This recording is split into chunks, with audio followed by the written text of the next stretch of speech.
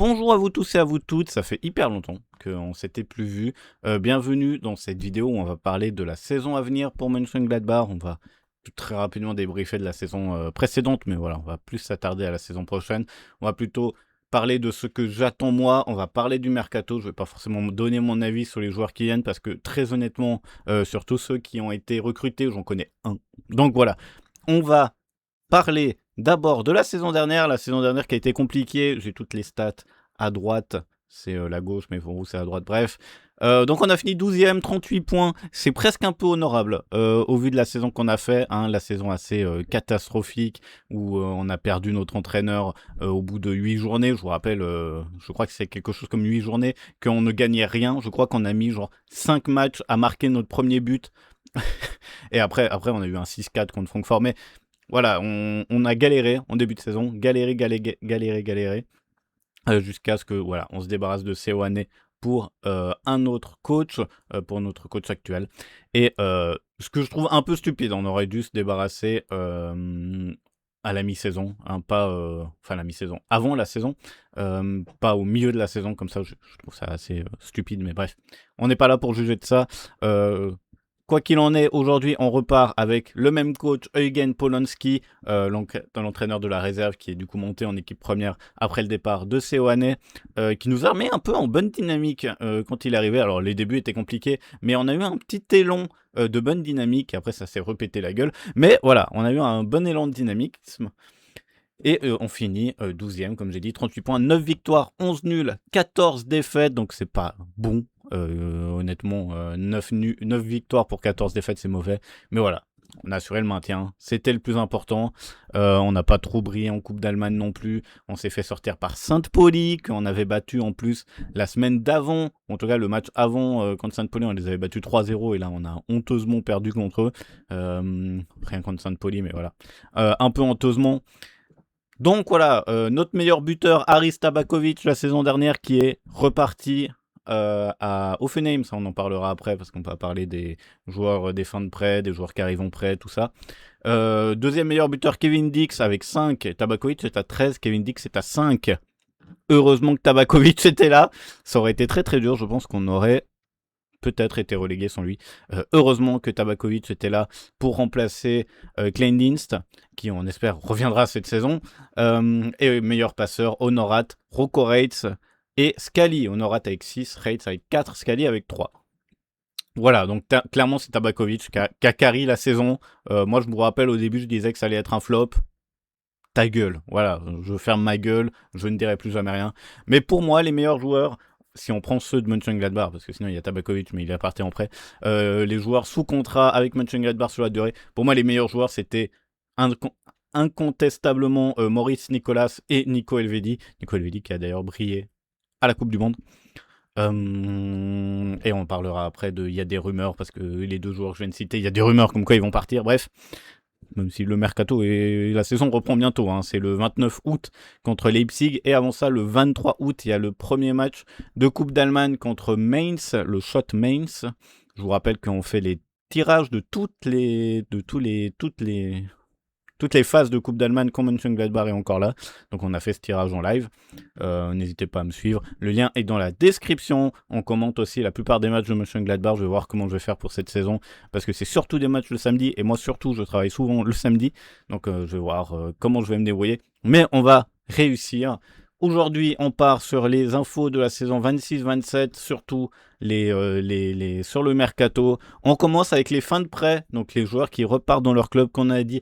Haris Tabakovic, qui a été le plus grand acteur de cette saison pour nous maintenir, repart à Hoffenheim.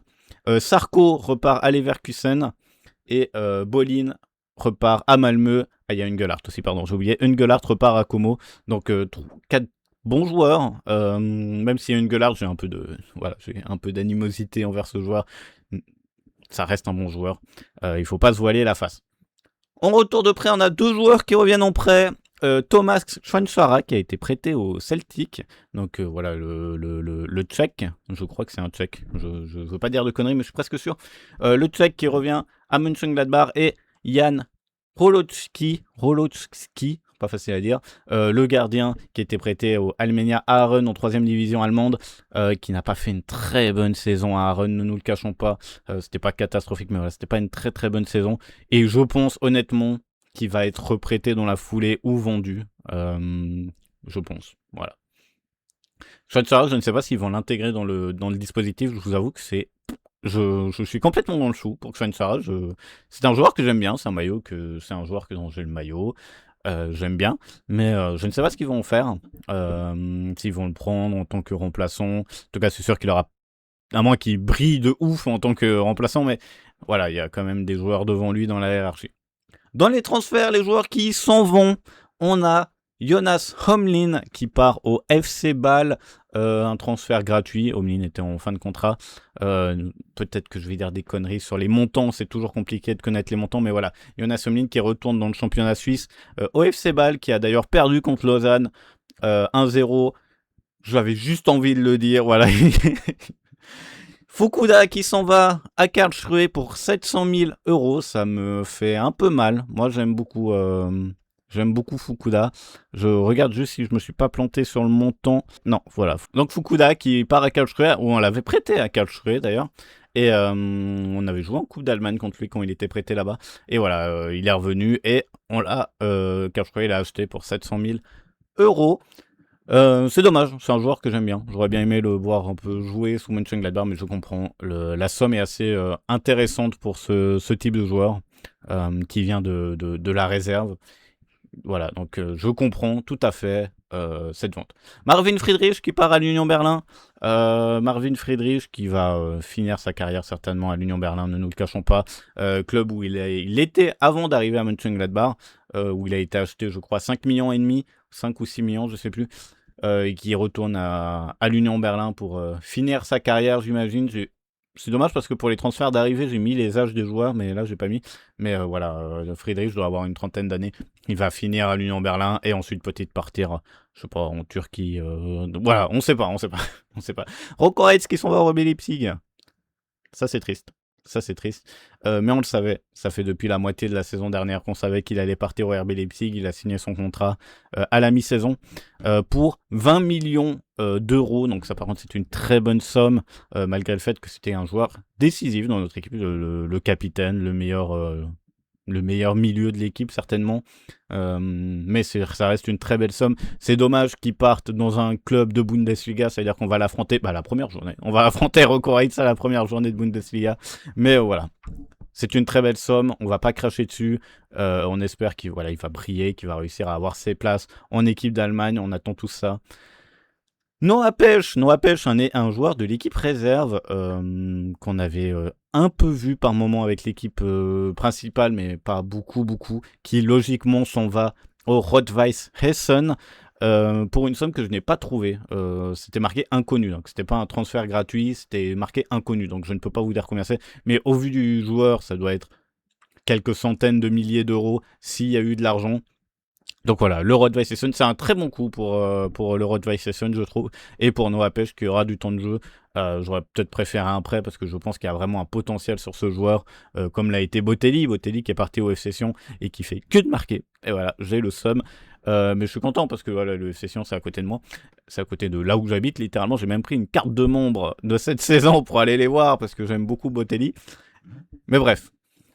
Noah Pesch s'en va, c'était prévisible. Je me demande même s'il n'a pas été prêté à un moment au Rot-Weiss Essen. Je me souviens qu'il y a un joueur qu'on avait qui a été prêté au Rot-Weiss Essen.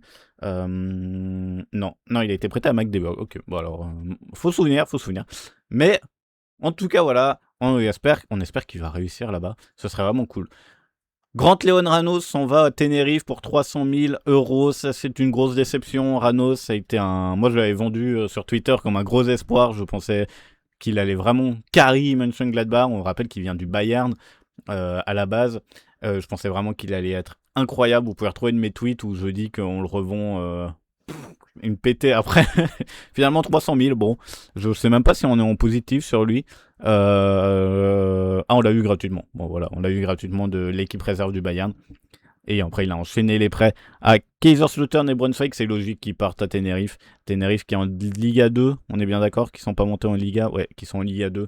C'est logique qu'ils s'en aillent. Il n'avait pas de temps de jeu à Mönchengladbach, il faisait que d'être prêté. C'est logique, c'est complètement logique. Et le dernier transfert dont on a appris, quand on a eu la nouvelle, Giovanni Reina, qui s'en va au RC Strasbourg pour 3 millions d'euros.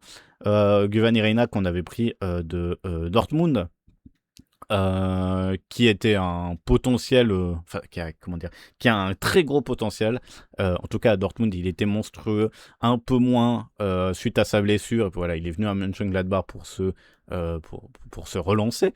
Ça n'a pas marché à Mönchengladbach malheureusement. Moi c'est un joueur que j'aime bien. Qui est pas exceptionnel avec Mönchengladbach mais que j'aime bien. J'espère qu'au RC Strasbourg il va vraiment réussir.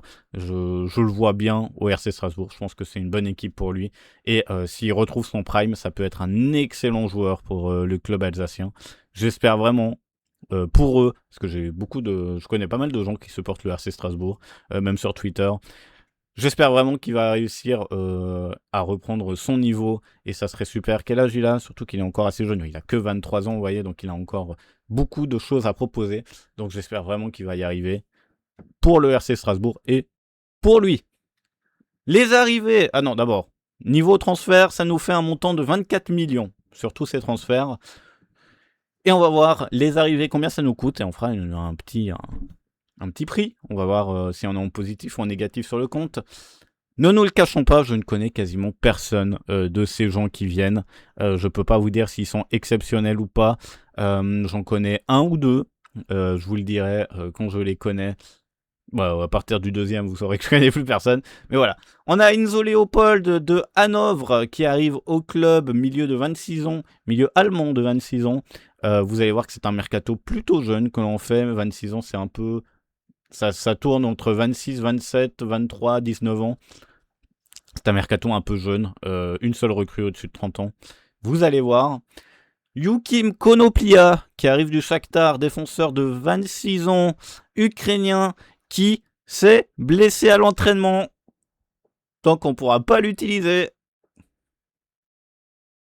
C'était gratuit au moins. Remarque, c'est Daniel Batz, le gardien de Mayence, qui arrive au club comme premier ou deuxième gardien. On ne sait pas encore, j'en parlerai après dans les rumeurs. Mais voilà, un des meilleurs gardiens de Bundesliga de la saison dernière, malgré son âge. Peut-être dans le top 3 ou 4. En tout cas, voilà, qui a joué la Conference League avec Mayence. Également, mais comme j'ai dit, on verra après, mais je ne sais pas à quel poste il va jouer dans la hiérarchie, où il sera. Hugo Bolin, mais j'ai l'impression qu'on en a déjà parlé, Hugo Bolin, pardon, qui revient, il a été acheté par Mönchengladbach. On rappelle, j'ai dit juste avant que son prêt était terminé, qu'il retournait à Malmö, et non, il revient, le Suédois de 23 ans revient pour 2 millions d'euros, et je suis très content. C'est un super milieu, et je pense qu'avec le départ de Rocco Reitz, ça peut vraiment bien matcher avec lui dans la défense. David Herold, qui arrive de Karlsruhe, le défenseur de 23 ans, pour 3,5 millions. Je trouve que c'est une somme très élevée pour lui. Encore une fois, je ne connais pas son niveau. Ça se trouve, il est exceptionnel et il me fera fermer ma gueule. Mais au niveau de ce que j'ai vu, de ses statistiques et de son... depuis combien de temps il joue à Karlsruhe et tout ça, je trouve que c'est extrêmement cher, même s'il y en a un qui est encore plus cher après, vous verrez. Enfin, non, qui est moins cher, mais que je trouve encore... Bon, vous allez comprendre.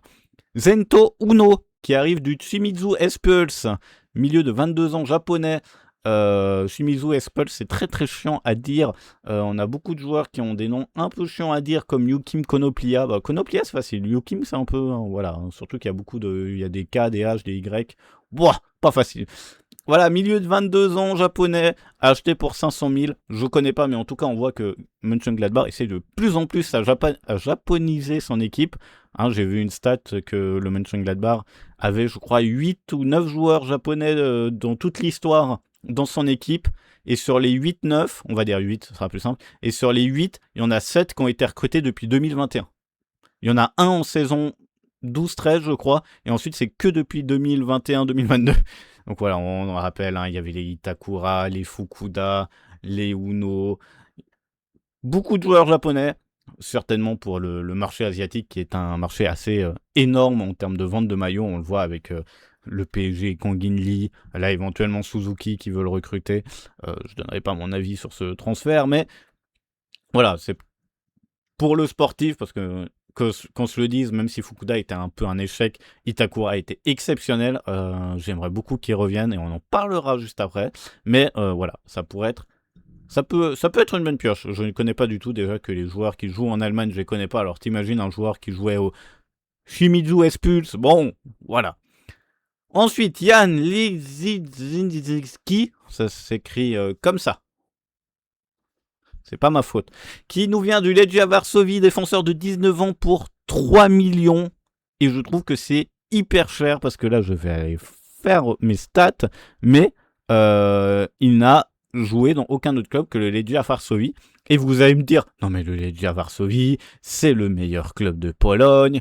La saison dernière, ils ont fini... ils ont fini 6ème, mais ils ont joué le maintien pendant une bonne partie de la saison. Hein, C'est bien celle-là ou c'est la saison? Ouais, ils ont joué le maintien pendant une très très très très bonne partie de la saison. Le Legia Varsovie. Hein. C'est vraiment... Je regarde juste parce que je veux pas me planter de saison. Mais je sais qu'il y a une saison, ouais, ça jouait le maintien. Hein. À la 19e journée, ils étaient 17e. Hein. C'était dur pour le Legia Varsovie cette saison-là. Donc c'est vrai que 3 millions pour un défenseur de 19 ans, déjà il va avoir la pression, parce que je ne saurais pas dire son prénom sur mes lives. Et ça, il a, voilà, 3 millions, ça paraît pas beaucoup pour un club comme Mönchengladbach, ça commence à représenter pas mal d'argent. Hein. On met pas 3 millions tous les jours. Bon, là je dis ça, mais il y a plein de joueurs, on a mis 3 millions. Mais ça reste une somme quand on joue pas l'Europe, quoi. Isaac Lidberg qui nous arrive de Darmstadt, le seul buteur de toutes les annonces, enfin de toutes les arrivées. 27 ans suédois pour 3 500 000. Certainement doubleur de Kleindienst. Ce qui me fait me demander si Kranjčara va rester. Je sais pas, franchement, ça veut dire qu'on aurait, s'il se blesse pas, Kleindienst titulaire évidemment. Et ensuite en remplaçant, on aurait du coup Lidberg et Kranjčara. Franchement, je pense pas qu'ils vont garder Kranjčara. Voilà, c'est ma théorie. Et ensuite, Daiki Ashioka, prêté par le Slavia Prague, défenseur de 27 ans, japonais. Voilà, comme on disait. Des japonais, beaucoup de japonais, toujours des japonais. C'est le seul prêt qu'on a pour l'instant en info. C'est le seul joueur qui arrive en prêt du Slavia Prague. Ce qui nous fait une fourchette de 12,5 millions. Une fourchette, pourquoi je dis une fourchette? Un prix pour tous ceux que je viens d'annoncer de 12,5 millions d'euros. On rappelle que les transferts nous ont rapporté 24 millions. Donc on est à 11,5 millions de positifs. C'est bien, on compte pas les salaires là-dedans évidemment. Même si je pense que le salaire de Rokoric devait être assez grand. Donc on est plutôt content. Même celui de Reina. Je ne connais pas les salaires, mais d'instinct, je me dis Komlin, Reina et Reitz, ça devait représenter une bonne grosse partie du salaire quand même. Et on va parler de rumeurs rapidement. En rumeur d'arrivée, j'en ai surtout une. C'est Karim Sow, défenseur de 23 ans du Lausanne Sport, le club qui est là, qui apparemment intéresse le RC Strasbourg et Mönchengladbach. Je signe toute ma vie pour qu'ils viennent. Donc Karim Sow, c'est un des rares joueurs que je vais pouvoir essayer d'argumenter parce que je le vois jouer avec Lausanne, mais c'est un super défenseur qui s'est révélé cette saison, surtout avec la Conference League que Lausanne a joué, qu'ils ont perdu contre le Sigma Olomouc. Je vais pas revenir dessus, sinon je vais pleurer. Mais qui fait 1m94, qui a un très bon jeu de tête, qui a un bon jeu au sol. Franchement, ça pourrait être un peu l'équivalent d'un Itakura dans ce qu'il apporte. On sait que Itakura mettait peut-être plutôt un... J'hésite entre Benzebaini et Itakura. Mais Benzebaini mettait beaucoup de buts et je vois à peu près la même chose avec Karim Sow s'il vient à Mönchengladbach, avec son jeu de tête où il serait en plus aidé par Kleindienst qui est aussi très bon de la tête. Franchement, je suis très hypé et d'après mes estimations, ce sera à peu près pour 3 ou 5 millions d'euros.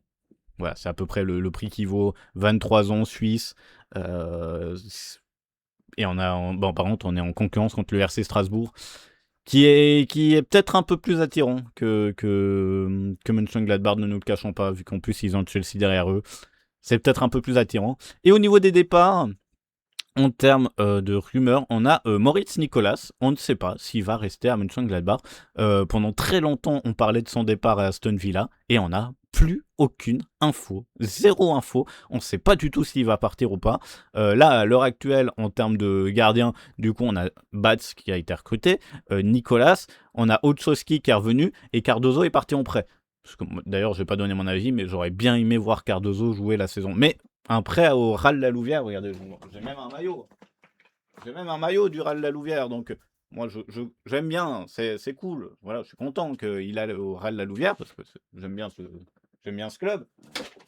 Mais je suis content qu'il aille au RAL La Louvière, même si le RAL a un très bon gardien et il faudrait que j'aille regarder. On va les regarder tous ensemble si le gardien actuel du RAL La Louvière est resté au club ou s'il est parti. Parce que en vrai, si le RAL La Louvière a pu garder son gardien, je vois pas dans quel monde Cardozo joue en fait. Ah oui, donc la Louvière a toujours Pinot pour l'instant, et Pinot a été exceptionnel avec la Louvière, donc je ne vois pas dans quel monde Cardozo joue à la Louvière. Voilà, je vais être 100% honnête avec vous.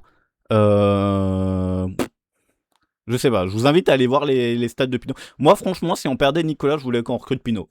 C'est une vraie info que je dis comme ça. Pinot, c'est un super gardien, 27 ans, argentin. Il a tout déchiré à la Louvière. C'est pas non plus Neuer, mais ça m'aurait bien hypé de le voir. Bref. Du coup, si Nicolas part, est-ce que Bats... Enfin, si Nicolas reste, Bats devient numéro 2 ? Pourquoi il aurait quitté Mayence alors qu'il était numéro 1 ? Je sais pas. Franchement, c'est compliqué. Là, je ne sais pas. On va attendre de voir un résultat. Si Nicolas part, déjà, ça nous ferait une belle plus-value parce qu'il a été exceptionnel la saison dernière. Mais s'il reste, ça nous fait un très bon gardien parce que Nicolas a été exceptionnel la saison dernière. Et comme au départ, on parle de Nico Elvedi, mais j'ai l'impression qu'on parle de chaque saison d'un départ de Nico Elvedi, mais voilà, ça parle avec la Coupe du Monde exceptionnelle qu'il a fait. Ça parle d'un potentiel départ. Il n'y a aucune rumeur de club où ça pourrait être, alors que Nicolas, il y avait Aston Villa qui tourne depuis longtemps. Mais voilà. Il n'y a pas de rumeur de club, on dit juste que Elvedi pourrait éventuellement partir. Et il y a une autre rumeur qui dit que si Elvedi partirait, le club ferait tout pour recruter Itakura. Je sais pas ce qui me hype le plus entre Elvedi qui reste ou Itakura qui revient. On est à peu près au même niveau pour le coup, mais voilà. On perdrait pas grand chose. Itakura, moi j'adore ce joueur et il galère de ouf avec l'Ajax, mais moi j'adore ce joueur. Je trouve que c'est un super défenseur. J'aimerais tellement le voir revenir à Mönchengladbach avec Elvedi. Voilà. Je préférerais avoir les deux. Et c'est tout. Niveau transfert, pour ce qu'on a au 7 août 2026, 22 jours du coup avant le début de la saison. Je peux fermer mes pages d'informations. Qu'est-ce que j'en attends de cette saison ? Ça va être dur. Comme on a vu, les arrivées, il y en a beaucoup, pour finalement assez peu de départs. Les départs, quand on les regarde, en prêt, on a 3 joueurs, même si Vider et Urbich ne jouaient pas avec même Cardozo. En fait, les prêts sont des joueurs qui ne jouaient pas avec Gladbach, donc on ne va pas les compter. En termes de transfert, on a Omlin qui est parti, il jouait jamais. C'est logique qu'il parte. C'est évident qu'il allait partir, il jouait jamais. Fukuda qui était prêté, donc il jouait jamais. Friedrich, lui pour le coup il jouait. Rokoretz qui ultra jouait, donc ça fait 2. Noah Pech qui jouait jamais. Ranos qui était remplaçant. Reina qui était titulaire. Ça nous fait 3 titulaires qui s'en vont pour Léopold, Konoplia, Bats, Bolin, Uno, Leiji, Lidberg, Ashioka. Ça fait 9 joueurs quand même, ça fait beaucoup. Et en plus, 10, il y a le Karimso qui arrive. Et moi, je signe toute ma vie pour que Karimso arrive, ce serait exceptionnel. Donc, dans les 10, il y a Ashioka qui est prêt en prêt. Donc, on peut baisser à 9 si vous voulez pour la saison d'après. Et tu comptes en plus Chansara qui est revenu et Olszewski aussi. Donc, ça commence à faire un gros effectif là. Je sais pas quel est le plan. On a surtout des jeunes, 23 ans, 19. 27 ans, c'est un prêt. On a Lidberg à 27 ans. On a Daniel Bats, 35 ans, c'est un gardien. Allez, on tolère. Mais voilà. Qu'est-ce que j'attends la saison prochaine ? Franchement, c'est dur à dire. On a envie de voir Gladbach aller en Europe. On a envie de les voir réussir. Mais on dit ça à chaque fois et à chaque fois, ça marche pas. Donc, honnêtement, on va juste les voir. J'ai hâte de voir ce que va donner le premier match contre Mainz et contre le RB Leipzig, en sachant que je n'ai vu aucun des matchs amicaux de Gladbach parce qu'ils les ont mis payants. Et non, ça va, je paye suffisamment cher. Moi, j'achète des maillots toutes les saisons. Celui-là, c'est un maillot pro version player, il m'a coûté cher. Franchement, vous pouvez mettre les matchs amicaux gratuits, il faut pas déconner au bout d'un moment, quoi. On paye assez cher dans la vie. Et, mais en tout cas, ils sont sur une série de que des victoires. Voilà, ils n'ont pas affronté des équipes méga dures, mais ils sont que sur des victoires. Et là, ils affrontent Hoffenheim en match amical à l'heure actuelle. Ça a commencé depuis 14 minutes. Il n'y a pas eu de but encore, mais on va voir ce qu'ils vont en donner. Et il y a le match contre Aston Villa à la fin pour l'ouverture de la saison.